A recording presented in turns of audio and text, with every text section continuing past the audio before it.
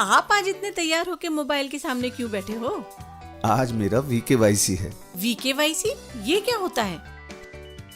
नमस्ते भाभी जी। VKYC मतलब वीडियो द्वारा ग्राहकों की पहचान की पुष्टि। अब आप अपने घर से ही KYC कर सकते हैं।